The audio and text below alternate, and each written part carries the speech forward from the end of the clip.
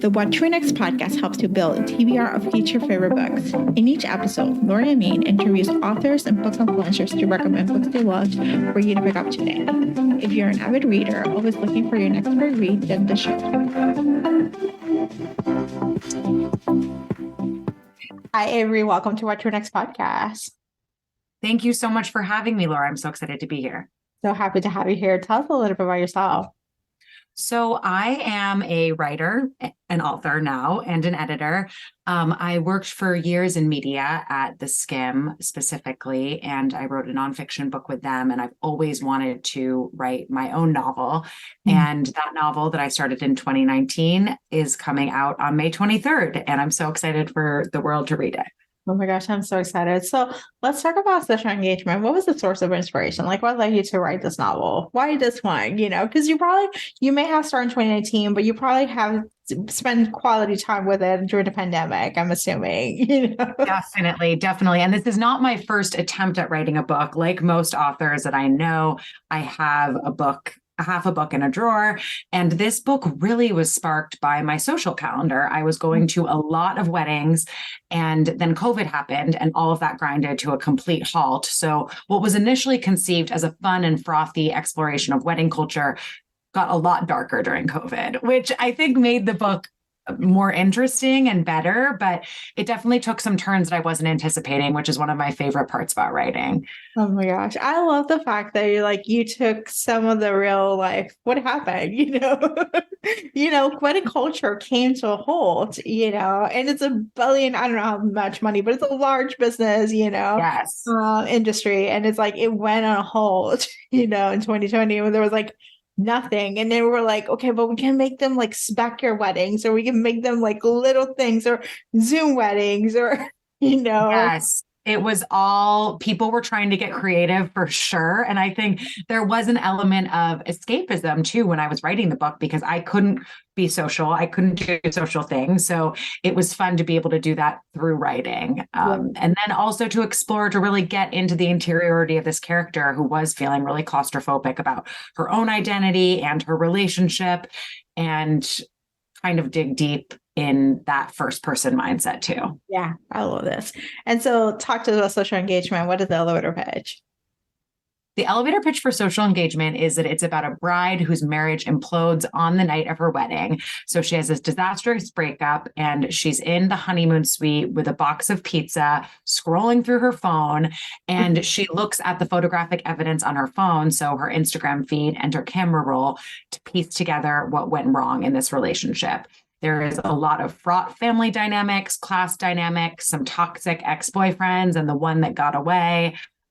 It has some intrigue and mystery baked into this sort of fun seeming premise.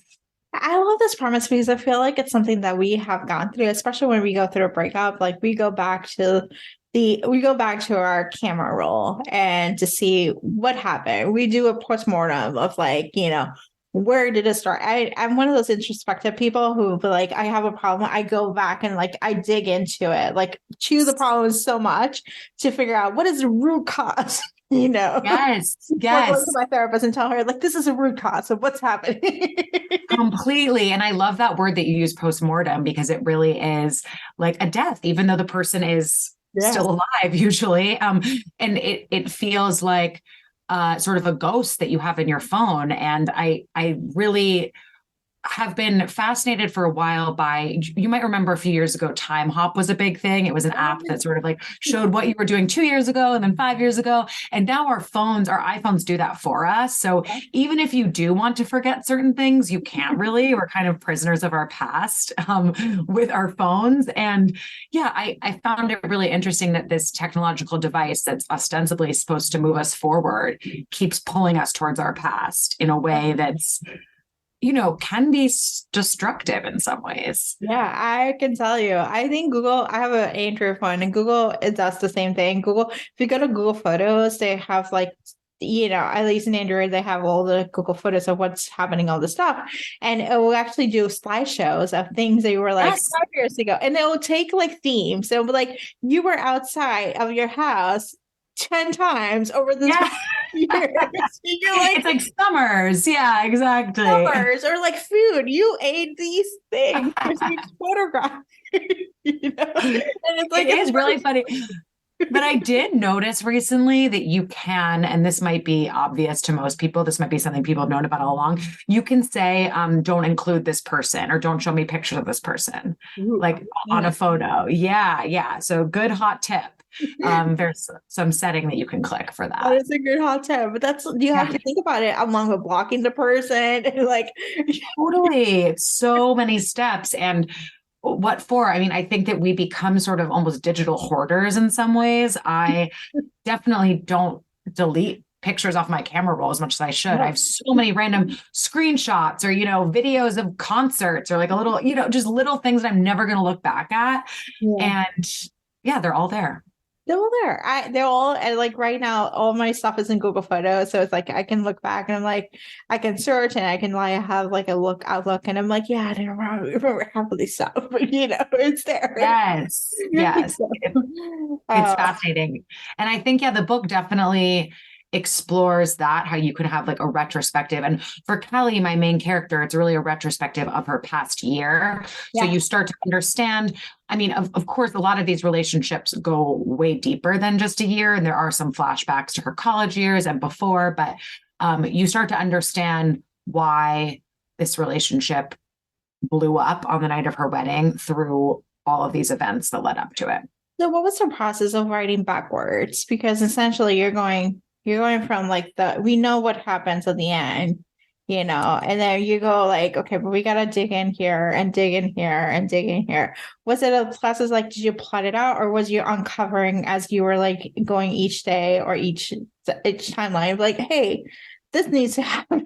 Yeah, that's a great question. It changed a lot. So I think I always have really liked that structure of starting at the end or close to the end and then rewinding and finding out why you got there. Like, I mean, a classic recent example that we've all consumed is White Lotus. You know that there's a dead body, but you don't know how that happened. And I was in a writing workshop and someone in the workshop said, when I was workshopping this book, and someone said an excerpt from it, this is the closest that you can have to a dead body without there being a dead body on page 1. So it's a dead relationship, right? Yeah. Which I think also builds in the intrigue. So I liked that structure. And then in terms of then going back, I had an image that I knew I wanted to end on. Yeah. At the ultimate end. And because this book is so image-based, and there aren't actual images in the book, you have to imagine them. Yeah. But I felt like with each chapter, I kind of was imagining the image that you started with and then building out the image. So it's that Instagram versus reality commentary. But I think that there were beats that I knew I had to hit, but in general, I sort of let the characters dictate how they got to that ultimate final image. Okay. All right. So let's talk about your reading life. What kind of books do you tend to read? Yes. So I read fairly widely, but I really love upmarket fiction. I love books that have a really strong sense of voice. I like, books that are similar to social engagement, to be honest. I like books that are about usually written by women and about women, but that can shift. But yeah, I recently, I don't know if you want to ask me about my specific recommendations. Let's talk about recommendations. Let's talk about them. Yeah. Okay, great. So as I was thinking about like my top recommendations recently, I sort of realized that they all were circling this similar theme, which was like school girls and school age. And I think that's because I've been thinking about it a lot because I love books that are set on campuses, but it's more than that. I think that it's a time in your life, similar to when you're planning a wedding, honestly, where you revert to adolescence, like wedding planning, motherhood. There are these times in women's or just people's lives where we revert back to adolescence in some ways because we're unsure of who we are. We're trying to figure out this new phase. And so anyways, my books all kind of revolve around school. The first book that I want to recommend is Notes on Your Sudden Disappearance by Allison Espach. It is so beautifully written. It starts in elementary school with two sisters, and it tracks their infatuation with a local heartthrob, kind of like Sandlot vibes a little bit. But then a tragedy occurs and it leaves their lives forever intertwined with this boy. And it is really sad, but it's also really funny, which is hard to pull off, I think. Yeah, I can imagine like pulling both, like all the emotions, but pulling those two conflicted emotions is, it's a hard to pull off, Very, very. And I found myself laughing out loud and crying, which is really rare to provoke both of those. Yeah. Do you have any other recommendations? Yeah. So my next one, Sirens and Muses by Antonia Angress.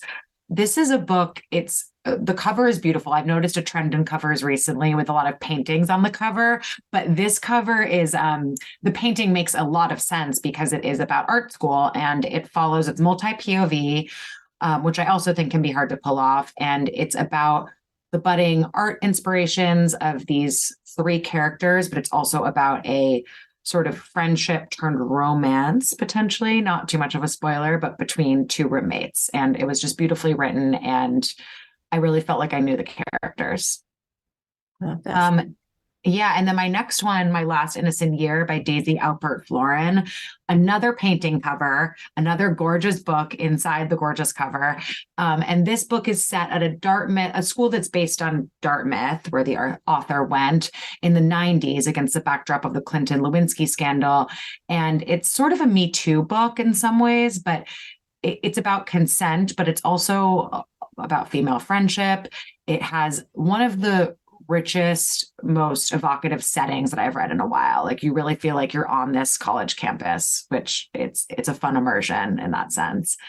And my next one is one that doesn't come out until June. So a little, teaser to add to your summer reading list. Madalena and the Dark by Julia Fine. And this is another extremely atmospheric setting, very different, going abroad to Venice in the 18th century. So it's historical fiction, takes place at a music school. It's another relationship between two young friends that might be something more. You're never quite sure. It kind of comments on how a lot of those really, really close female friendships can sort of edge into romantic territory without necessarily going there. But the music is amazing in it as well. You feel like you can hear the music. Gosh, I love these recommendations and they're brand new to me, so I'm excited for them. I actually have to say the college to Dartmouth alike, 90s college vibes is probably the one that I'm most interested because I did go to college. I went in college in 99. So like in the amazing. And so there's probably there's a difference. There's something to be said about going to college before 2003, 2004, where there was no Facebook, there was no social media. Definitely. They're very different. It's a very different experience. For sure. And I think everything feels very grassroots. Like there are some protest movements on campus that some of the characters are involved in. And you see that, now you just post on Instagram and, you feel like you've done your part, but they were really on the ground and it was on the ground and communication was you had to figure out how to communicate with one another. And yes, definitely. It's a very different, it's just different. For sure. And I also think that the gray area of those, it centers on a teacher-student relationship. And the gray area of that was much less, or was much grayer, I guess. It wasn't people didn't have the language and the tools to talk about those abuses of power. Yeah. No, we didn't thought it was abusive of power. We just thought that was how it's supposed to be. Yes. It just... it's we have sensibility of the 2023 after the post Me Too movement to see abuse of power and the power dynamics and relationships and stuff like that, age gaps and stuff. And the reality is that at that era, it was just this is just how it happens. Women did not have that, did not have the rights or the or the power to call out of bad behavior. Completely. And now it's the alarm bells go off much earlier. Yeah, for sure. And then my last book recommendation is one, I'm curious if you've read this one, In the Dream House by Carmen Maria Machado. It's on my list. Oh, it is incredible. And I know Her Body and Other Parties is also fantastic that she wrote, but this book blew me away. It's very much a very unique. It's about an abusive relationship between two women, and it's very genre bending. It takes like different genre tropes. So it'll be like the romantic comedy, the historical fiction book, whatever it is, and it parses out their relationship through these different genres, it's hard to explain. I feel like it's one that you just have to kind of open up and dive in. Yeah, I am definitely adding that to my TBR, like queuing it up. Is just like I heard great things about it, and I love the fact that it's like you just have to better go blind. And abusive relationships is one of those topics, so it's a hot topic, and it's interesting to see how the author takes on that, that topic.